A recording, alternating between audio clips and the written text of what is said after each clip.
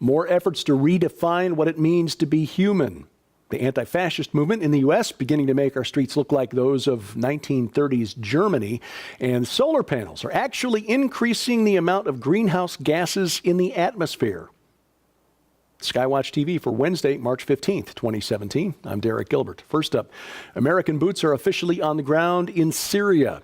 Marines from an amphibious task force left their ships last Wednesday and deployed to northern Syria, expected to provide artillery fire in support of U.S.-backed rebels as they invade the ISIS self-proclaimed capital of Raqqa. This signals an escalation of U.S. military involvement in the war against ISIS. Now, hundreds of U.S. Special Ops troops have been on the ground advising rebel groups in the area for months, but Pentagon officials until now have avoided sending in conventional troops. Representative Tulsi Gabbard of Hawaii and Senator Rand Paul of Kentucky have jointly introduced the Stop Arming Terrorists Act. This is bipartisan legislation aiming to prohibit any federal agency from using taxpayer money to provide weapons, cash, intelligence, or any support to Al-Qaeda, ISIS, or any other terrorist group. Since most of the groups on the ground in Syria are terrorists of one sort or another, this would also prohibit the government from funneling money and weapons through other nations who would act as third parties to then transport the money and weapons to those groups. And considering that the Trump administration has just sent the Marines into Syria directly, it could be that these rebel groups have outlived their usefulness. There's a grudge match unfolding in Turkey in Europe rather, between Turkey and the Netherlands. Turkish government lobbying accusations of fascism at the Dutch, threatening to take the Dutch to the European Court of Human Rights after Turkish ministers were told over the weekend they could not hold a rally for Turks living in Holland. Now, the Dutch government refused because they said there were issues with security. They called out riot police, armed with dogs and water cannons. They confronted protesters in Amsterdam, so tensions ratcheted up over the weekend. In April, Turks in the Netherlands will be eligible to vote in a referendum in Turkey that would give President Recep Tayyip Erdogan a lot more power, basically make the president the sole ruler of Turkey. And his ministers have been campaigning across Europe for the expatriate vote. There are about 3 million Turks living in Europe. Dutch authorities, as I said, concerned about safety at the events. Now, last week, the German government said the same thing, told Turkish ministers to stay away, but they backed down and finally allowed them into the country.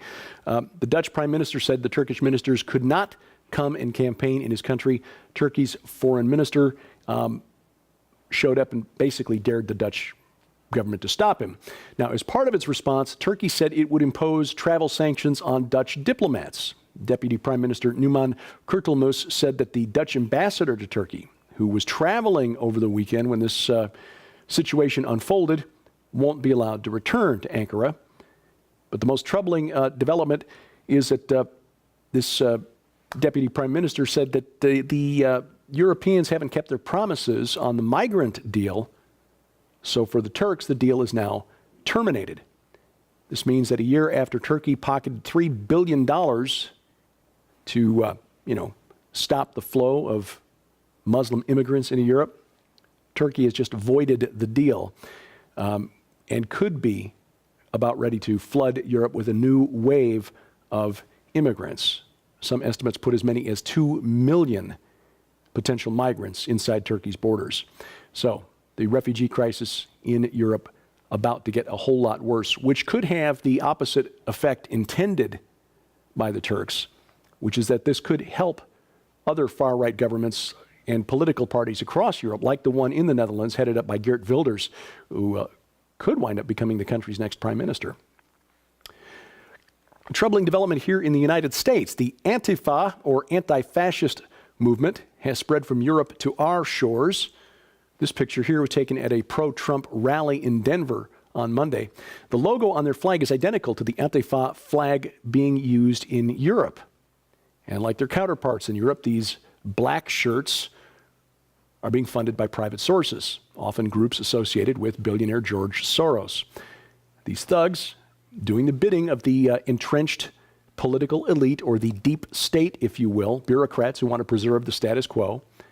It's not a coincidence that the first appearance of these thugs on our shores was January 20th, Inauguration Day, as they rampaged through Washington, D.C., smashing windows, setting cars on fire, and basically causing mayhem. The irony, of course, that the Antifas are acting just like the fascists they say they hate. The law of unintended consequences.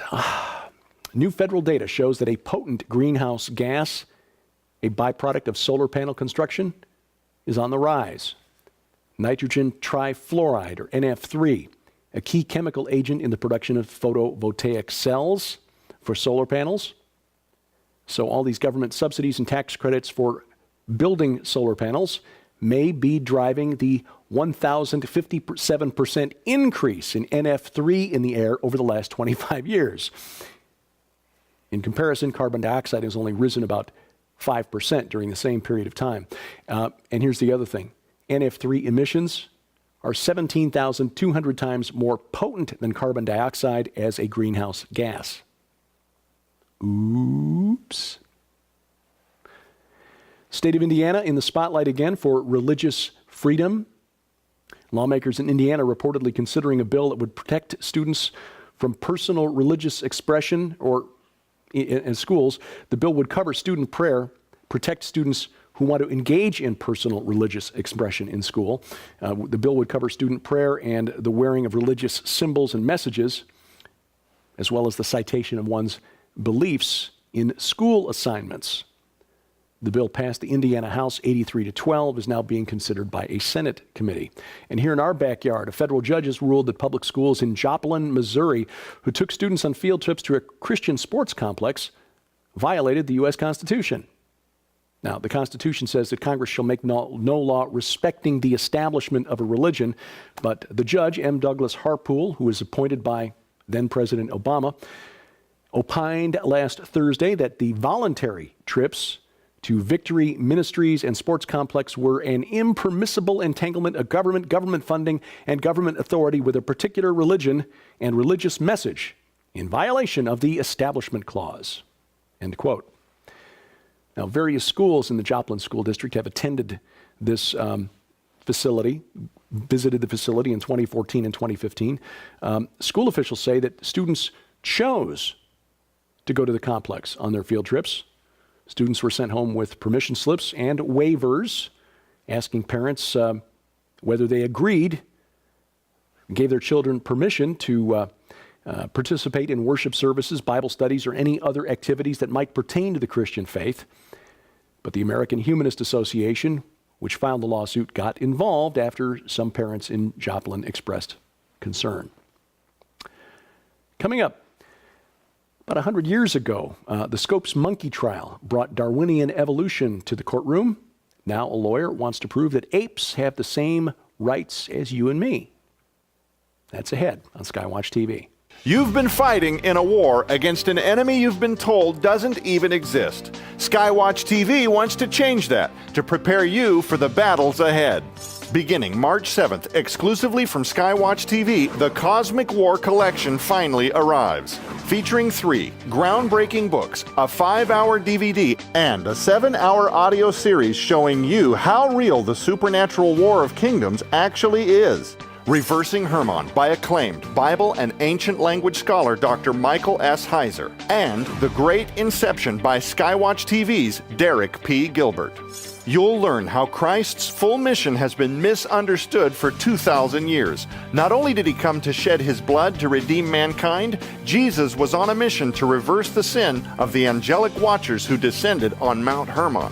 You'll also discover how Bible stories you've known since childhood were literal battles in the spirit realm between God and the gods who rebelled. When you order the Cosmic War Collection from SkyWatch TV, you'll receive Reversing Hermon by Dr. Michael S. Heiser, The Great Inception by Derek P. Gilbert, a new, exclusive, never-before-offered deluxe hardcover collector's edition of the Book of Enoch, The Real Clash of the Titans DVD, a special, never-before-released video compilation with 5 hours of teaching on the long war between God and the gods. And The Unseen Adversary, a brand new audio series on MP3 disc with 7 hours of Derek P. Gilbert interviewing Dr. Michael Heiser on the Watchers, UFOs, and the Great Cosmic Rebellion of Satanic Forces. A value of more than $100, yours for just $29.95. The Cosmic War Collection, available beginning March 7th only from SkyWatchTV. Know your enemy. Order the Cosmic War Collection beginning March 7th by calling 844-750-4985 or log on to skywatchtvstore.com. An animal rights attorney goes to court this week to prove that apes are persons under the law. On Thursday this week, Stephen Wise, who founded the Non-Human Rights Project on behalf of the great apes, whales, and elephants, will go before the Appellate Division of the Supreme Court of the State of New York in Manhattan and argue that 2 of his clients, the chimpanzees Kiko and Tommy, should be afforded the rights of personhood. Now, Wise told NBC News in an interview that personhood does not mean they are humans. A person, he said, is the law's way of saying that the entity has the capacity for rights. A thing which chimpanzees are not now, or are now rather, according to Wise, don't have the capacity for any kind of rights. He wants to prove in the eyes of the court that the chimpanzees and other great apes aren't things, but autonomous beings that possess consciousness and deserve to live their lives to the fullest extent possible according to that autonomy. Look, animals are already protected from abuse under the law. Animal protection is one thing. Animal rights, that's something else again. Look, they aren't persons under the law or otherwise, because this is a sword that cuts 2 ways. If you can have non-human persons, you can also have non-human persons, you can also have non-person humans. In other words, somebody who's suffered a severe head trauma or suffering for a type of birth defect where cognition is impaired. A lawyer might make the case in front of a judge that because a person doesn't have the capacity to live autonomously, that person is not entitled to rights. Let's not go there. Officials in New York City still trying to figure out why the Statue of Liberty went dark for an hour last Tuesday night. The statue went dark about 11 p.m. local time, was off for about an hour. The unplanned outage might have had something to do with an emergency generator, part of the last remaining project from the Hurricane Sandy recovery project. But a Twitter account connected to the Women's March movement suggested it might have had something to do with last Wednesday's Day Without Women, which encouraged women to skip work, refuse to shop, and wear red. Walt Disney has decided not to release its new movie Beauty and the Beast in Malaysia. Now, Malaysia, which is mainly Muslim, has a problem because of its Muslim faith with the new live-action film due to a short gay scene in the movie. We talked about that last week. Now, film censors had approved the movie with the removal of that scene, and the 2 main cinema chains in the country of Malaysia said that instead of releasing the film with the cut, Walt Disney had ordered that the film be put on the shelf indefinitely. Film Censorship Board chairman said he doesn't know why the film was postponed. Scenes promoting homosexuality in Malaysia are forbidden, and the film had been given a P-13 rating, which is like PG-13 here in the United States. The takeaway here, to me anyway, is that Walt Disney would rather not show the movie than show the movie without the gay scene. And that says something about the agenda of the executives at Walt Disney. University of Minnesota has become the latest university to do away with the traditional homecoming king and queen and replace them with the gender-neutral royals term. But they're taking it a step further. University of Minnesota points out that the winners don't even have to be one biological male and one biological female. The royals can be any combination of any gender identity. Male, female, both, neither, other. Campus officials call the change a move toward gender inclusivity that promotes a spirit of inclusion at the University of Minnesota. Unless, of course, you're heteronormative. And I don't even know what to say about this one. The author of a children's coloring book has invented a character called Tony the Tampon to instruct children that men can menstruate. The author of the coloring book has been using it to destigmatize the biological process, but now, however, she wants to degender the process and persuade children that men can have periods too. This is just the latest front in the progressive campaign to blur the differences between men and women, essentially deconstructing God's creation. Male and female created he them. And finally, Carleton University in Canada has banned weight scales in the campus gym. Why? Because students found them triggering. That's right, stepping on the scale, if it gives you a result that you don't like, could trigger bad feels. Or feel bads, I don't even know what the term is. A sign has been put up in place of the scale explaining that the decision to remove it is in keeping with current fitness and social trends. Okay, something we are remiss in not having announced sooner. Congratulations to the winners of our little contest for the Cosmic War prize package. That is the prize package for the new books by Dr. Michael Heiser and yours truly, as well as the hardcover edition of the Book of Enoch, the DVD of my presentations on the subject material of the book, The Great Inception, and the 7 hours of audio interviews with Dr. Michael Heiser. Our three winners, Shanna Durden of Streator, Illinois, Kevin Byer of Bothell, Washington, Roy Torum of Shasta Lake, California. And by the way, something else I should have announced last week.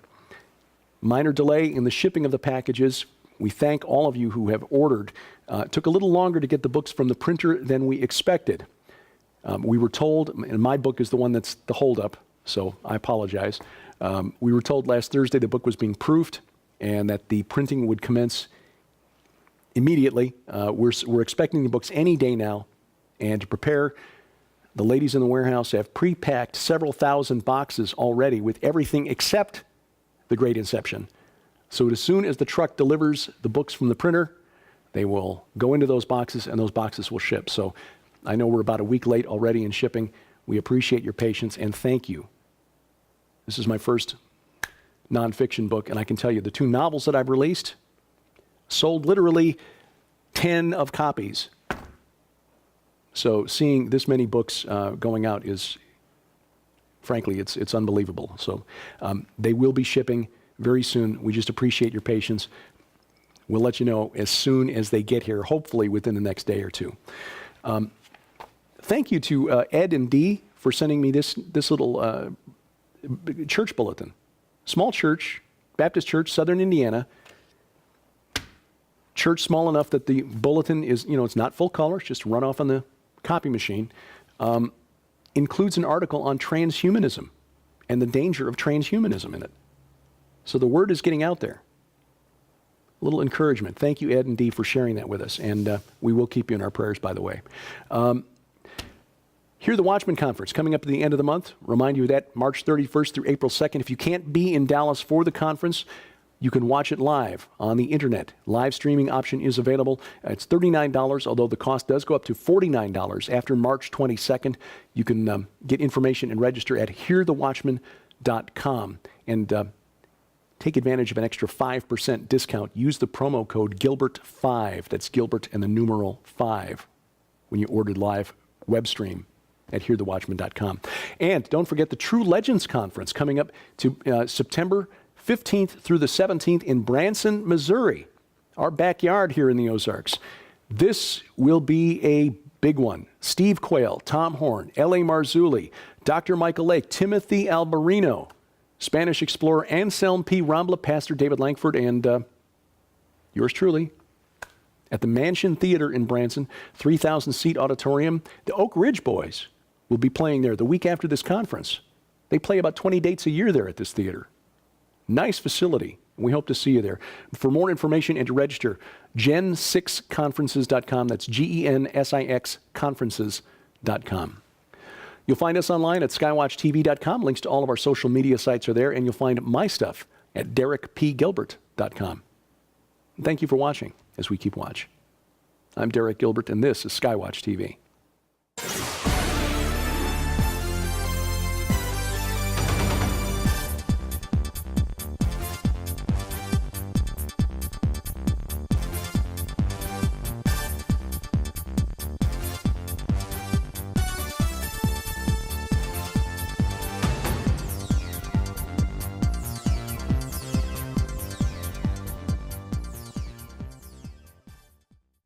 any federal agency from using taxpayer money to provide weapons, cash, intelligence, or any support to Al-Qaeda, ISIS, or any other terrorist group.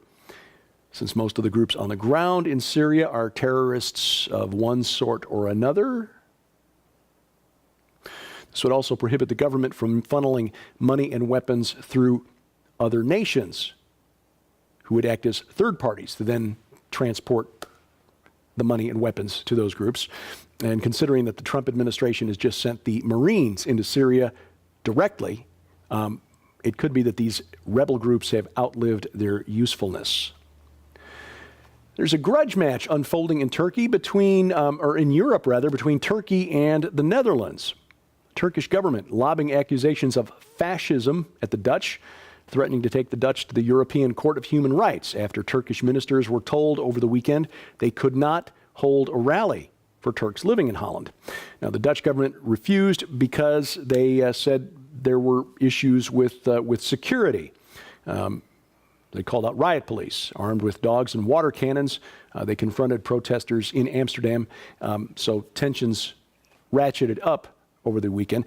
In April, Turks in the Netherlands will be eligible to vote in a referendum in Turkey that would give President Recep Tayyip Erdogan a lot more power, basically make the president the sole ruler of Turkey. And his ministers have been campaigning across Europe for the expatriate vote. There are about 3 million Turks living in Europe. Dutch authorities, as I said, concerned about safety at the events. Now, last week, the German government said the same thing, told Turkish ministers to stay away, but they backed down and finally allowed them into the country. The Dutch prime minister said the Turkish ministers could not come and campaign in his country, port of U.S.-backed rebels as they invade the ISIS self-proclaimed capital of Raqqa. This signals an escalation of U.S. military involvement in the war against ISIS. Now, hundreds of U.S. special ops troops have been on the ground advising rebel groups in the area for months, but Pentagon officials until now have avoided sending in conventional troops. Representative Tulsi Gabbard of Hawaii and Senator Rand Paul of Kentucky have jointly introduced the Stop Arming Terrorists Act. This is bipartisan legislation aiming to prohibit